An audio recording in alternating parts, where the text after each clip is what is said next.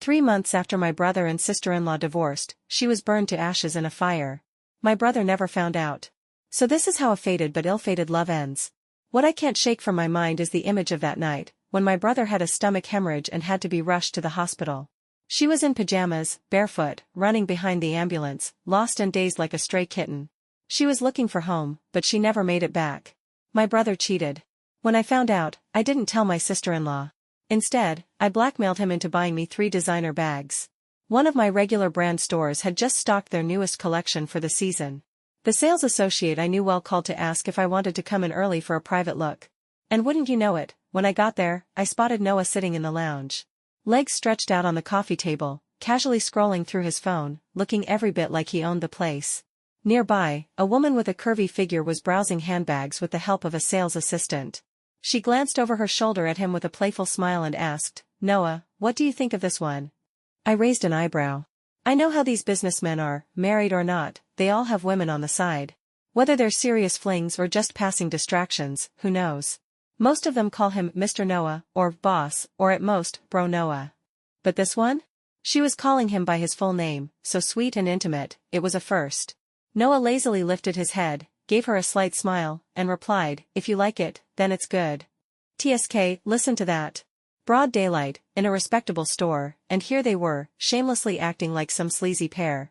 I walked right over, draped an arm around Noah's shoulder from behind, and mimicked her voice in a fake coy tone, "Noah, I want a handbag too." He didn't even have to look to know it was me. I must have amused him, because he burst out laughing, raised his hand, and knocked me lightly on the head. "You little rascal. Stop messing around." I affectionately wrapped my arms around his neck from behind and looked directly at the woman. Sure enough, she had stopped picking bags and was now watching us, slightly sizing me up. She was quite pretty. Graceful too. She looked like a celebrity, not just a pretty face, but someone with substance. Oddly, despite seeing how close I was with Noah, her expression didn't change. The smile on her lips stayed, though there was a flicker of caution in her eyes. She hesitated before asking him, "And this is?" Noah answered simply, "My sister. Natalie." She exhaled, barely noticeable, and gave me a strange look. "Oh, so you're his sister," she said. Then introduced herself, "I'm Hannah." She paused, then turned to me. "We've met before, I think. Though you probably don't remember." Her name did sound a bit familiar, but I had no idea when we'd ever met. I ignored her and leaned in to whisper to Noah, "Does Sarah know you're out shopping for handbags with another woman today?" Sarah was my sister-in-law, his wife. But the threat didn't faze him. He didn't even twitch an eyebrow. "Pick whichever bag you like," he said calmly. I pouted dramatically. "Is that all I mean to you? You think I'd betray Sarah for a bag? You know how close we are." Still unfazed, he replied, 3 bags. No more." Truthfully, he didn't care whether Sarah found out he had another woman. She wouldn't dare bring up divorce anyway. So I let it go, grinned from ear to ear, and bounced in place like a spoiled child. "Deal? You're the best, big brother. Today must have been a lucky day. 3 free bags, just like that." I didn't even care about the style, just picked the 3 most expensive ones. I was done in no time. As I was leaving, Hannah gave me a warm goodbye, but I didn't respond. It's not that I liked Sarah all that much, but this type of shameless woman? I liked even less. Halfway out, it suddenly hit me like a slap. I finally remembered why Hannah's name sounded so familiar. Before my brother married Sarah, he once had a serious first love. If I recall correctly, her name was Hannah. My brother and Sarah had an arranged marriage, your typical equal families type of match. Our family was, honestly, nouveau riche. My grandfather struck it rich through coal mining, and though my father transitioned into the jewelry business, it was still just a move from one kind of carbon to another. Coal or diamonds, same element, different polish. So my father had high hopes that my brother would marry into an intellectual, cultured family. Someone to soften the rough edges of our flashy family legacy. Sarah was the perfect candidate. Her father was an art appraiser, her mother, a renowned painter. She herself was a graduate from a prestigious university, completed her master's degree by 23, and went on to do infectious disease research with her academic advisor. She didn't earn much, but her social standing was high, people spoke of her with respect. Sadly, she ended up being a housewife in our home. I remember my brother was 28 when they were set up. 28, the prime of a man's ambition. Yet my father wanted him married and tied down. Especially my brother, I was 5 years younger than him, and had witnessed every stage of his rebellious youth. Girls adored him. He was rich, handsome, not the polished, boring kind of handsome, but the kind with depth. He had that lazy, unbothered charm, like a full-bellied leopard strolling the plains. In school, he was a legend, popular and untouchable. There was always a campus beauty clinging to the back of his motorcycle, and they never lasted long. He treated me well, sure, but let's be honest, he was a certified playboy. So you can imagine how much he hated and resisted the idea of an arranged marriage. I still remember the first time my dad brought it up at the dinner table. My brother was completely unimpressed. His exact words were, "A 23-year-old with a master's degree? Dad, are you serious? Sounds like some bespectacled nerd who studied herself stupid. She probably wouldn't get married in her lifetime if I didn't take pity on her. And you want to throw me, your own son, into that fire pit?" My dad ignored him completely. Didn't even blink. Just asked, "Are you going or not?" He went. At the time, he and his friends had just secured a piece of land from the government for a major development project. Funding was tight and timing was critical. My brother was proud and hated being coerced, but the money involved was no small matter. It wasn't worth sabotaging the whole thing just to prove a point to his own family. So he bent, just this once. That blind date dinner was very formal. Both sets of parents sat across the table, watching closely. To be honest, my first impression of Sarah was quite good. At the very least, she didn't look like one of those bespectacled bookworms who'd studied herself senseless. She had fair skin and exceptionally beautiful eyes, and there was a softness to her. But what truly caught my attention wasn't her looks, it was her presence. If I had to describe it, I'd say she had a kind of quiet, unsullied grace. She seemed untouched by the grime of the world, radiating a kind of pure gentleness. My parents kept smiling throughout the dinner. It was obvious they were very pleased with Sarah. But she wasn't my brother's type at all. Noah had always been a typical straight man with an unchanging taste for years, voluptuous, curvy women with dramatic features and big, wavy hair. That day, he even showed up late to the dinner, intentionally. Although this all happened 3 or 4 years ago, I still remember it vividly. Even someone as carefree as I am felt thoroughly embarrassed that night. When Noah finally arrived, he didn't even sit down before picking up a glass of red wine and walking over to Sarah. With a deliberately flippant tone, he said, "Come on, Sister Sarah. I'm late, and I sincerely apologize. Big brother here owes you a drink." The way he acted, so greasy, so crude, it was honestly appalling. And just when you thought it couldn't get worse, he deliberately spilled a bit of wine on her as they clinked glasses. Sarah had worn a white blouse that day. The red wine bloomed across her chest, seeping through the fabric and faintly outlining her undergarments. I didn't dare look at my parents' expressions, but Sarah's parents were sitting right across from me. Her mother was strikingly beautiful, though she hadn't smiled once all evening. And after Noah walked in, her brows furrowed and never relaxed. Yet Sarah handled it with admirable composure. She reached over to the decorative vase on the table, plucked out a peony, and pinned it delicately over the wine stain. The pale petals with a blush of pink matched her so well, elegant, composed, and just enough to hide the stain. When she was done, she looked up at Noah and smiled. It was such a sweet, obedient smile, even my heart softened. She looked very young, and she was only 24 at the time, just a year older than me. She said to my brother softly, "It's okay." Noah looked momentarily stunned. He didn't reply and, after a long pause, finally sat down. After we got home, everyone assumed the blind date had gone terribly. Though my parents really liked Sarah, what respectable family would be willing to marry their daughter off to a man who behaved like that the very first time they met? Still, the next day, my mother called Sarah's family, more out of formality than real hope. Surprisingly, it was answered by Sarah's mother, and we weren't turned away. Our family owns a private organic farm, known for its fresh, wild, and natural products. At the time, it was crab season, and we'd just received a large shipment of hairy crabs, along with other seafood. My mom extended an invitation to Sarah's family to come try it, insisting it tasted nothing like the farmed ones sold outside. Sarah's mother wasn't exactly enthusiastic, but she was polite. She said Sarah had been busy in the lab lately, so she'd have to check her schedule and get back to us. That evening, it was Sarah herself who called. She was shy, thanking us for the invitation, and said she could only make time Saturday afternoon after leaving the lab. My mother was overjoyed and told her that Noah would come pick her up on Saturday. Noah was completely caught off guard by this decision and showed his strongest resistance yet. At the time, he was constantly at odds with the family, he hated being forced into things. That Friday night, when I got home, he and my dad were locked in a standoff in the living room. The floor was littered with broken pieces, most likely from something Dad had thrown. My father was used to being a dominant figure in the business world, always having the final say.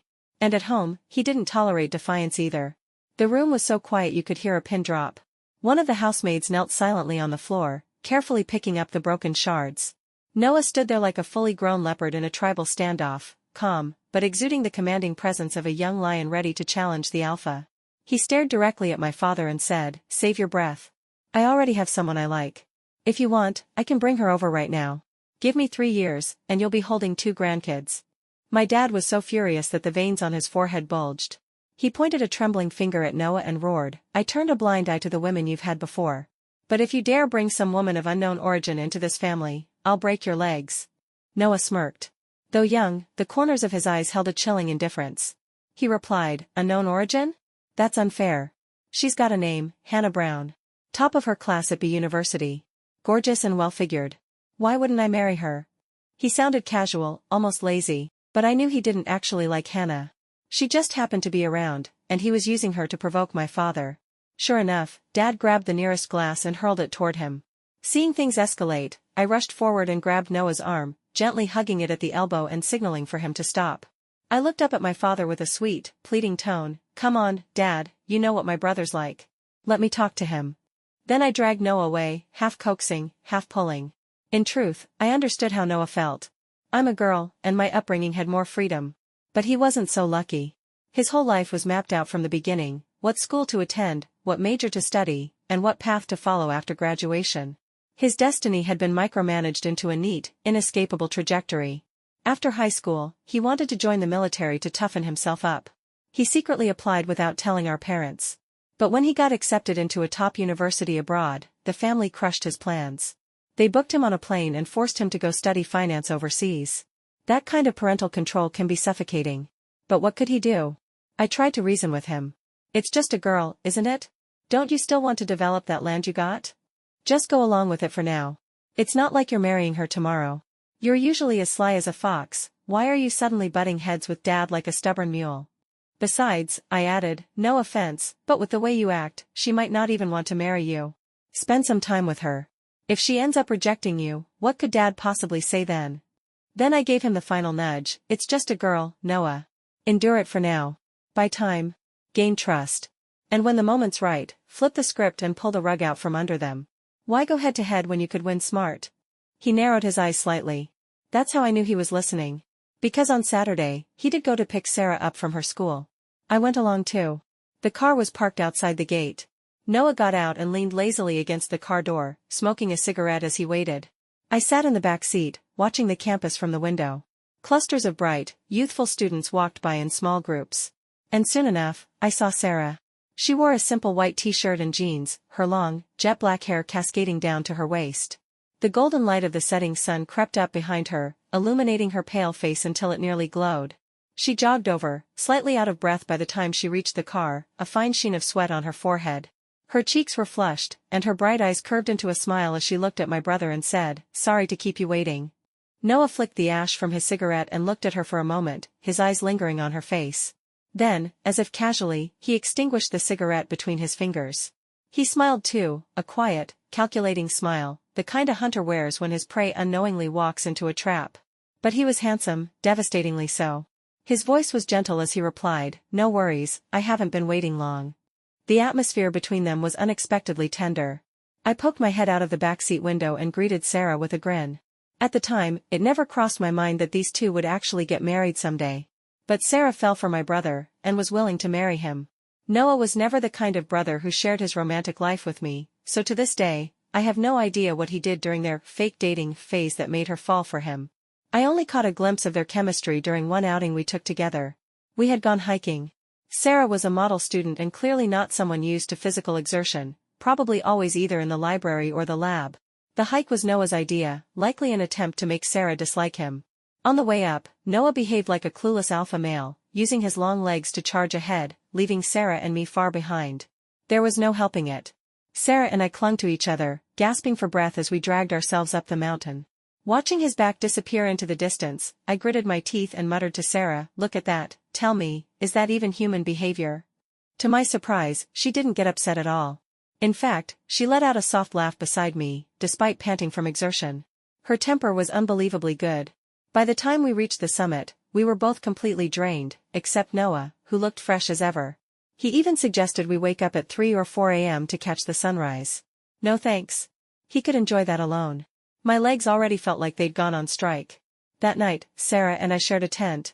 Despite my exhaustion, I was jolted awake by the alarm the next morning. I instinctively reached for the spot beside me. It was empty. To my surprise, that delicate, scholarly young lady had actually gotten up. I lifted the tent flap, and saw her sitting side by side with Noah outside. The sky was painted with hues of dawn, and a soft halo of morning light enveloped her figure. She turned her head toward Noah, chatting about something I couldn't hear. And Noah, he was actually listening. He leaned slightly toward her, eyes focused, taking in her every word. And then, he smiled.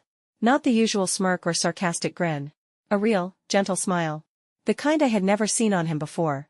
If only I'd had a camera. That moment was worth capturing. Instead, I let the tent flap fall and crawled back under the blanket to get more sleep. Such a waste of a perfect sunrise.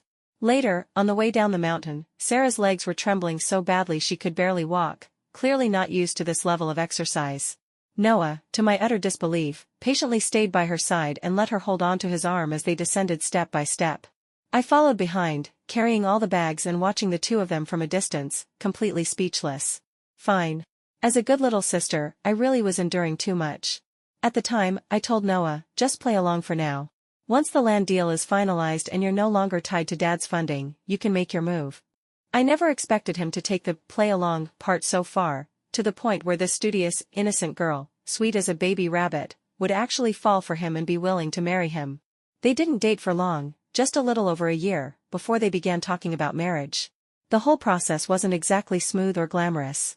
Hannah was involved at one point, and my father seemed to use business leverage and threats to Hannah's academic future to force Noah's hand. I suspect Noah agreed to marry Sarah under pressure, feigning compromise. But Sarah had no idea. Now that I think about it, I finally remembered why Hannah had said we'd met before. It was on the day of Noah and Sarah's wedding. Right as the couple were about to exchange rings, I got a call from the security team. On the other end, a guard sounded awkward and cautious. "Miss, there's a woman here. She says she's an old acquaintance of the young master." And of course, as the ever-reliable little sister, it was my duty to handle these things discreetly for my brother. I rushed out quietly. Back then, I didn't know Hannah's name. She was in a panic, tears staining her face as she grabbed my sleeve and asked, how could Noah just get married? This woman truly had a talent for playing dumb. After Noah started seeing Sarah, he cut off all outside entanglements. It had been over a year. And yet she had the nerve to show up on his wedding day? Clueless and greedy. I was irritated, but didn't want to cause a scene on my brother's big day. So I gave her the contact for my personal account manager and told her to reach out. She'd receive a very generous emotional compensation. Then I left her there. Later, my manager did call to confirm the matter, and a large payment was issued. I promptly wiped the incident from my mind. Besides, at the time, I didn't think Noah had been entirely forced into the marriage. At the very least, he didn't act like he despised Sarah. One thing stood out after the wedding. My parents are very traditional. They believe in warm, lively households, extended families living under the same roof. My dad has always said that no one moves out until he's passed away. Even Noah, as unruly as he was, had to play along. So naturally, after marrying Noah, Sarah also moved into the family home. Back then, my relationship with Sarah was still quite good. After all, there weren't many people in the house she could talk to. Whenever Noah was away on business trips and didn't come home at night, she'd come to my room, pillow in hand, and ask to sleep beside me. Once, I asked her out of curiosity why she was willing to marry my brother. Lying on the bed, looking a bit bashful yet sweetly innocent, she pulled out a photo album. The first photo was at an aquarium. She and Noah were crouched by the edge of a pool, a whale surfacing between them, droplets of water suspended midair. Sarah had her hand on the whale's head, smiling brightly at the camera. Noah was on the other side, expressionless, but his gaze wasn't on the lens. He was looking at Sarah. The second photo was at an amusement park, with a Ferris wheel in the background. Sarah held a melting ice cream cone, a smudge on the corner of her mouth. She wore a headband with long bunny ears and clutched an animal-shaped balloon, her smile radiant as ever. In the photo, my brother stood half a step behind Sarah. Rarely enough, he was also holding an ice cream cone, the corners of his lips slightly upturned. Sarah touched the faint smile on his face in the picture and said with a soft, mock-annoyed pout, "Your brother was awful." He clearly saw the ice cream on the corner of my mouth before the photo was taken and didn't say a word. Then when the photos came back, he just laughed at me. The following photos were all from everyday life. One showed two hands holding a bucket of popcorn at the movie theater. Another had Sarah curled in my brother's arms as they skydived together. There was one of them barefoot, leaning into each other on the beach. And another with Sarah in a helmet, arms wrapped around Noah's waist from the back of his motorcycle. What surprised me most were the many selfies, close-up, goofy, spontaneous ones. Sometimes Noah looked at the camera, sometimes he didn't. Most of the time, his expression was neutral, but occasionally, he smiled, especially when Sarah used ridiculous beauty filter effects on her phone camera. One photo captured him candidly, alone in a lab hallway, waiting for Sarah to finish class. He was sitting on a bench, head turning toward the voice of her calling his name, his gaze lifting upward, softness curving at his lips. As I flipped through the album, emotions welled up inside me. If all of this had just been Noah pretending, enduring everything for the sake of family pressure, then with his personality, his acting skills were truly Oscar-worthy. For a long time, I genuinely believed that he didn't hate Sarah. Even if he resisted, what he resented was more about being forced into the marriage by our father, the controlling, autocratic decision, not about Sarah herself. Whatever our father wanted, Noah opposed. Whatever our father rejected, Noah embraced, just to go against him. But that didn't mean he disliked Sarah. In fact, when Sarah had just moved in after the wedding, I took her out shopping almost every day. She was still on marriage leave then, and we'd be out all day. Sarah could write detailed lab reports analyzing a single virus through 4 methodologies: case control, retrospective, prospective, and cohort studies. But she couldn't even tell the difference between an eyebrow pencil and an eyeliner. So I bought her makeup, taught her how to apply it step by step. I took her to buy clothes and shoes, all, of course, paid for with my brother's credit card. I even took her to pick out sleepwear. Back then, when she came to sleep in my room, she wore those cartoon print pullover pajama sets, tight-collared, long-sleeved, and utterly unflattering. The first time I saw them, I was honestly speechless. Knowing my brother's preferences and his past girlfriends, those pajamas were not his style. Unable to help myself, I asked, "Has Noah ever said anything about those pajamas?" Her face flushed bright red, even her ears turned crimson, but she obediently shook her head. That Noah didn't complain was honestly a miracle. Still, I took her to pick something a little better. Nothing too wild, of course. I was embarrassed enough doing this. But at the checkout counter, I couldn't resist and added one more set to the pile. She saw it. Her face went even redder. But she didn't refuse. She just tugged at my hand and quietly asked, "Do you think he'll like it?" Looking at her like that, whether Noah liked it or not, I felt like I was falling for her myself. And sure enough, during a holiday gathering while eating cake in the living room, Noah wrapped an arm around her waist and gave me a death glare. He furrowed his brows and said, "Stop taking Sarah shopping for weird stuff. Don't corrupt her." That sent chills down my spine. I wailed, "Seriously, Noah? Why are you pretending?" He let out a faint smile, but quickly reined it in. Then, dead serious, he warned me, "She's just fine the way she is." TSK. What a baffling man. Still, I honestly believed, for a long time, that Noah marrying her was the result of some long-earned karma. Sarah was a blessing from the heavens. A girl this good, falling into the hands of someone like my brother, it really made you question divine justice. Not that Noah was a bad person. He was, in fact, a very decent man. Charming, magnetic, and capable. But he also had every flaw you could name: bad temper, unfaithful, moody, surrounded by women constantly throwing themselves at him, and no self-control when it came to desire. The most remarkable thing was that Sarah never seemed to notice any of it. She adored him, relied on him completely, and looked at him with pure, unwavering love. It almost made me breathless. I used to think Noah had struck gold. He should cherish her, or I'd have to beat him over the head with a plank myself. Ah, the brilliant con artist that he was. Before things fell apart, they actually lived a surprisingly respectful married life. And Noah, to his credit, was protective of her. On Sarah's first morning in the house, she came downstairs late for breakfast. I was already at the table and teased her right away. She blushed all the way to her ears, frozen at the foot of the spiral staircase, casting me a flustered, helpless glance. Noah kicked me hard under the table. Then, as if nothing had happened, he walked over, calmly held out his hand, and gently led her to the table. Without a trace of awkwardness, he asked, "What would you like? Chinese or Western breakfast?" It was the perfect picture of a sweet, affectionate newlywed couple. And that wasn't all.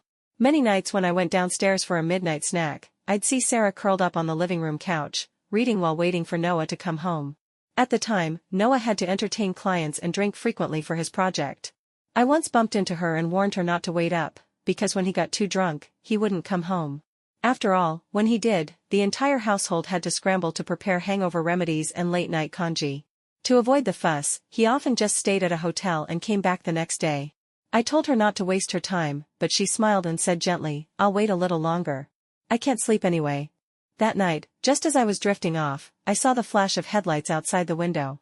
Peeking out, I saw the driver helping Noah through the front door. He'd really come back. Sarah, raised with the grace of a well-bred lady, didn't complain about the stench of alcohol. Ever since she moved in, no matter how drunk Noah got, he always came home, and never made a scene.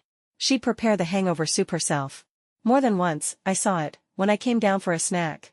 The living room dimly lit by one warm lamp, casting a soft golden glow over a quiet, tender scene.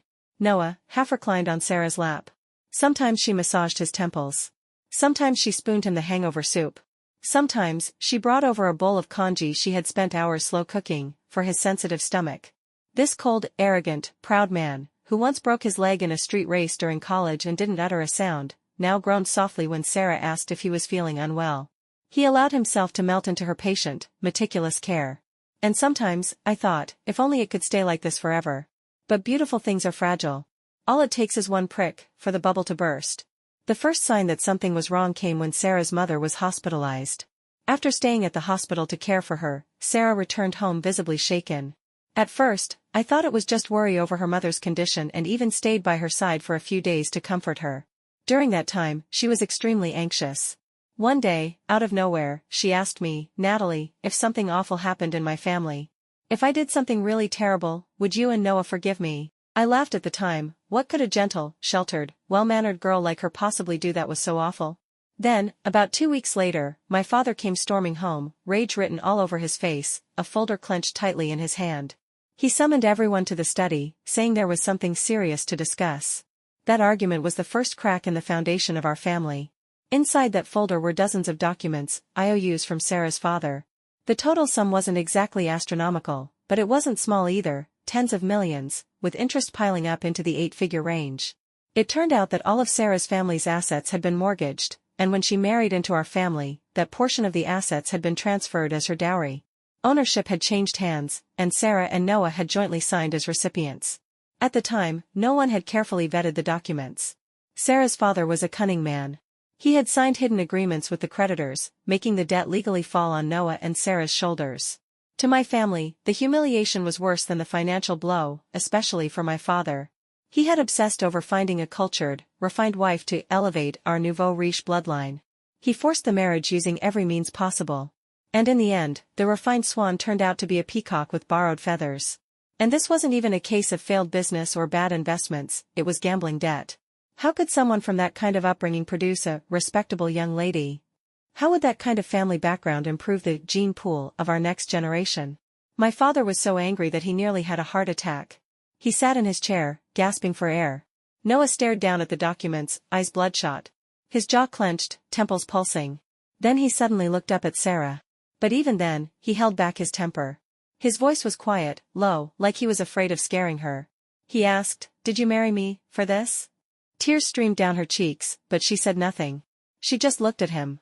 Noah took a deep breath and asked one final question. "Did you know about these agreements before we got married? Just say you didn't, and I'll believe you."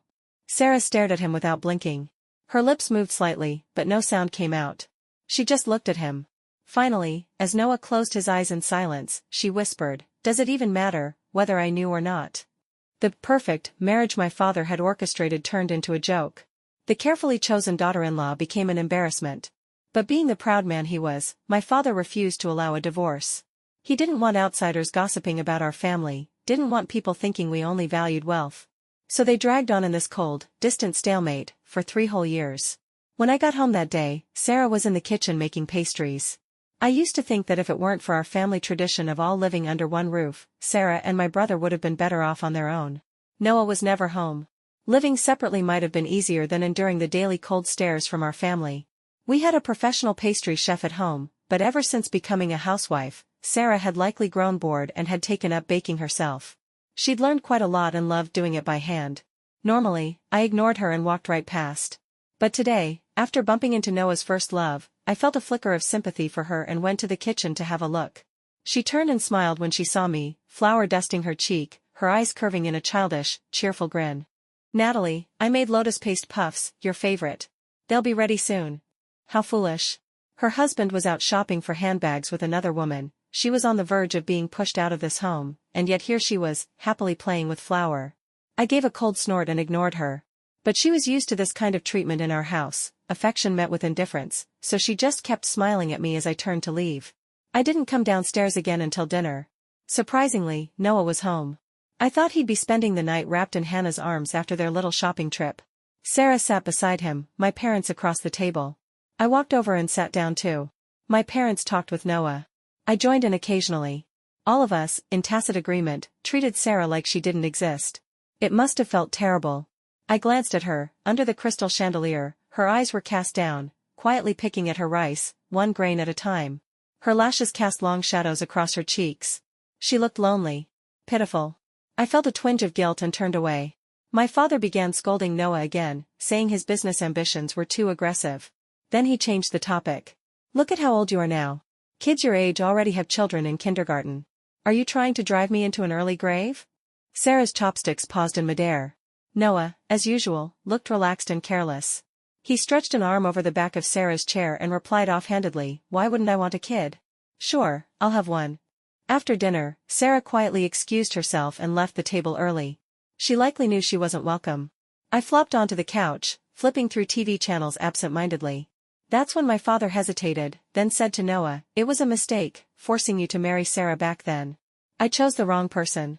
But the marriage can't be undone. If you don't want a child with her, you can always find someone else, someone clean, someone you actually like. Have the baby and bring it back to raise. You're seeing Hannah again, aren't you? You were dead set on marrying her once, weren't you?" Clatter. A muffled thud came from behind us. A glass had fallen and rolled across the floor. Sarah stood frozen, stunned. She had heard everything. Noah looked up and locked eyes with her. After a moment, he looked away. His hand, resting on the empty back of her chair, clenched slightly. His expression darkened. He slowly turned to my father, face now completely devoid of emotion. Over the years, Noah had built his own empire. He was no longer under our father's control. When he got serious, he was terrifying. He asked in a low voice, "Did you have me followed, or investigated?" Another storm erupted. It ended with no resolution, as always. I could tell Noah had wanted to leave, but when he saw Sarah standing there, lost and hollow, he walked over and roughly grabbed her wrist, dragging her upstairs. Worried, I eventually set down my bowl and went up after them. 3 years ago, during one of their biggest fights, Noah didn't come home for a whole month. Then one night, drunk out of his mind, he returned, stormed up to the 3rd floor, and kicked open their bedroom door. I was on the 2nd floor. Even with the soundproofing in this house, I could still hear them shouting. Noah was yelling, asking Sarah why she married him. I didn't hear her reply. There was a loud commotion upstairs, and I began to worry that, in his drunken rage, Noah might really hurt her. After a moment of hesitation, I went upstairs. The bedroom door wasn't closed. I saw Noah, eyes bloodshot, gripping Sarah's neck with both hands. She just stood there, letting him do it, without a single struggle. I rushed in and pried his hands away. To this day, I still remember how my once proud, untouchable brother looked then, like a defeated, homeless man on the street. He said, "I always thought you were innocent. Turns out you were just pretending to be weak to outsmart me. I was blind." Then he let go, turned around, and left. After that, he rarely came home. Worried they'd gotten into another fight tonight, I crept upstairs and stood outside their door. Just as I was about to push it open, I heard Sarah ask softly, "Noah, do you want a divorce?" A year ago, when Noah finished paying off the debts of Sarah's family, he had asked her the same thing, mockingly. He had said, "The debt's paid. You've gotten everything you wanted out of me. Now you're leaving, aren't you? If you want a divorce, I'd be happy to oblige." Sarah had looked him straight in the eye and replied, seriously and word by word, "I will never ask you for a divorce, Noah." Noah had paused, then let out a sarcastic laugh. "Of course not. After all, your mother's still in the hospital. Dialysis costs $10,000 a day, doubt you can afford that on your own." That look on Sarah's face, when all expression drained from her features in quiet despair, I'll never forget it. 2 years ago, when her mother was hospitalized with cancer, they had another argument about divorce. Noah told her he'd give her one chance, she had no debt, no obligations, and wouldn't have to cover her mother's treatment anymore, she could leave and be free. But Sarah still said the same thing. By then, she'd already been through too much. The innocence and naivete had long been stripped away. She lived in our house like a poor relative boarding with distant kin, trying her hardest to please everyone.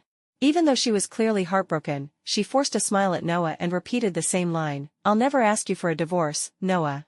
I can never repay what I owe you. That was the first time I saw Noah's expression change completely. To this day, I still don't know how much of Sarah's affection for Noah was genuine. Did she marry him out of love, or out of obligation? Noah was never angry about the money. What hurt him was not knowing how much of her love was real, but he was too proud to ask directly, to beg for an answer. Even if she had given him the exact words he longed to hear, he would still have doubted whether she had said them just to please him. That's who Noah was. When we were little, my dad was often away inspecting mines, and my mom, afraid he'd cheat, followed him everywhere. We were left at home with a nanny. When Noah was 9, the nanny took advantage of the situation and abused us. She never cooked the expensive ingredients meant for us and would pinch the soft flesh on our arms and backs, places where the bruises wouldn't show. Noah grabbed my hand and walked me to the mining site, more than 10 kilometers away. When I couldn't walk anymore, he carried me on his back. By the time we arrived, I was asleep on his shoulder, and the soles of his shoes were worn through. When our mother saw us, she broke down in tears. But Noah remained expressionless and simply said, "I'm tired. Is there a place I can sleep?" Whatever he felt, he never said it aloud. And unless he did, no one would ever know. So today, the girl who once vowed she'd never ask for a divorce, was now the one saying, "Noah, do you want a divorce?" And I heard Noah quietly reply, "Do you? I don't want to stand in the way of you and the one you truly love. Then let's get divorced." And just like that, on a sunny, peaceful afternoon, they parted ways. When Sarah moved out of the house, I was the one who drove her. She was never well liked in our home. At the bottom of her apartment complex, after thanking me and reaching for her luggage, I couldn't help but call after her. I asked, "Why did you marry my brother, back then?" She turned around, her lips curling into a soft smile. "You probably won't believe this," she said, "but during my second year of grad school, I saw him once outside our dorm. He was downstairs waiting for someone. I was leaning over the balcony hanging up laundry, and a girl from the next dorm called out his name. He looked up, and smiled. That smile, carried up on a spring breeze, had quietly lodged itself in the heart of a young girl just beginning to learn what it meant to love. And then, years later, they met again, on that arranged date. At the end, with tears brimming in her eyes, she looked at me and said, almost apologetically, "Natalie, if I told you that I only learned about my father's death a few days before you did, would you believe me?" I looked at her calmly. "That's something you should have told Noah." She sniffled, then let out a sudden laugh, turned around, and left. That was the last time I saw her. When I got back, Noah was home. It felt as if he had stayed just to wait for me. On the table was a half-finished game of Go. It was Sarah's. When she felt lonely in the big, empty house, she would play games with herself to pass the time. Noah didn't know how to play. He just held a smooth black stone in his palm, eyes fixed on it, lost in thought. I didn't know what he was thinking through that tiny piece of stone. He asked softly, "Is she settled in?" I stood at the door, suddenly overwhelmed with fatigue. I said, "If you loved her, why did you use Hannah to push her away?" He didn't reply. I guessed maybe, just maybe, he felt sorry for Sarah after all. These years had been too lonely, too bitter for her. Maybe he just wanted to set her free. I sighed deeply. This wasn't something anyone else could resolve for him. Only he could figure it out. 3 months later, I tried asking around about Sarah. She had inherited a genetic condition from her mother's side. Almost all the women in that line had died of cancer. She was young, but she didn't escape it either. Apparently, she had long known about her condition. She donated her body to her professor's lab, for viral research. By the time I heard about it, she had already been cremated. Just a handful of ashes. And I don't know why, but at that moment, I thought of my brother. Back then, when Sarah's family's debt came to light, Noah didn't let our father step in. Instead, he sold off his blood, sweat, and tears, the development project he had worked so hard on, and used the money to pay off their debt. And the night they had that explosive argument, he was rushed to the hospital for a bleeding ulcer. In the chaos of the emergency room, he lay in a half-conscious state, his eyes fixed on something. Just before slipping into a coma, he grabbed my sleeve with what little strength he had left. When I looked down, he pointed at Sarah's feet, then his hand went limp. I turned around. Sarah must have rushed there in panic. She was still in her pajamas, barefoot, having had no time to put on shoes. She stood outside the crowd, dazed like a lost kitten. That was what he was worried about, even as he was losing consciousness. Sarah had no shoes on. I think. I'll never tell him how Sarah's story ended. Unless one day, he finds out for himself.